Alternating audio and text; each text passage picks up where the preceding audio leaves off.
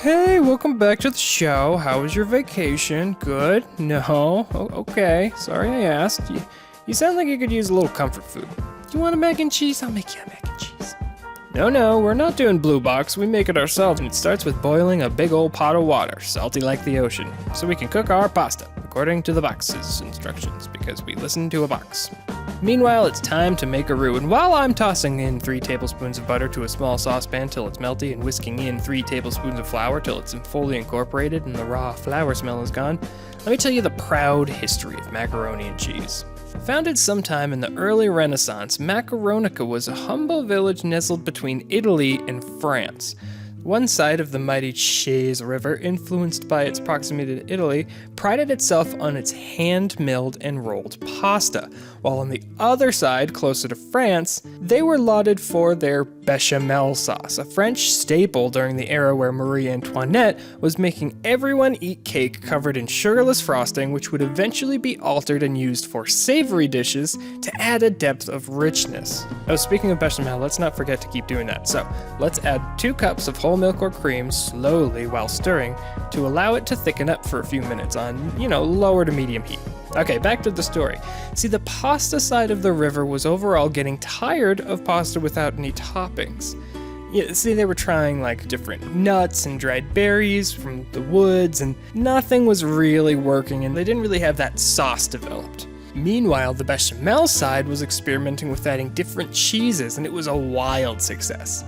Oh, this seems like a good a time as any to start tossing in our base cheese, which is a white American cheese. Since yellow cheese isn't real, don't believe the grocery store's lies. We're gonna add 1 slice at a time and let them melt. This is gonna stabilize our sauce so that when we add our other flavor cheeses down the line, it's gonna help it all stay smooth and creamy. So, the success of this cream sauce grew, and the bechamel side of the river quickly became known as the wealthier side, which really kind of stirred up indignation and small pockets of uprising from the other side of the river. And tensions really soared to new heights following the famous crossing of the Cheese River by Yankee Doodle, who famously, upon reaching the other side, stuck a turkey feather in his cap and called it macaroni in an effort to deeply insult the quality of the pasta, which had not taken off yet due to its strange elbow shape. After this incident, Yankee Doodle famously said, "Let's add 2 cups or so of shredded cheddar cheese for flavor and stir on low heat to incorporate until smooth and still creamy. Following that, we should season to taste with salt and pepper and other fine herbs and salsas, should they be deemed desirable." Of course, he said it in French, but that's like the rough translation, I guess. Anyway, one day, while crossing the Cheese River, a miller from the pasta side and a dairy farmer from the bechamel side collided. One carrying a not quite boiling but still warm pot of bechamel, and the other a large pot of fresh warm pasta. The still hot pasta dumped perfectly into the sauce pot and got mixed up due largely to the bridge's shoddy structural integrity.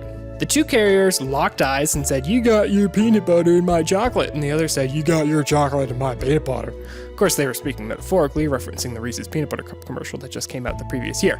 Rubbing their bumps on their noggins, they realized they could use some comfort. They thought, well, why not? They dug into that mac and cheese, and thus, macaroni and cheese was born. Over the years, recipes would change, and we would kind of Americanize it by placing the macaroni and cheese in a ramekin, topping with breadcrumbs and maybe a sprinkle of Parmesan cheese, and sticking it under the broiler of our oven for 5 to 10 minutes, or until golden brown and delicious.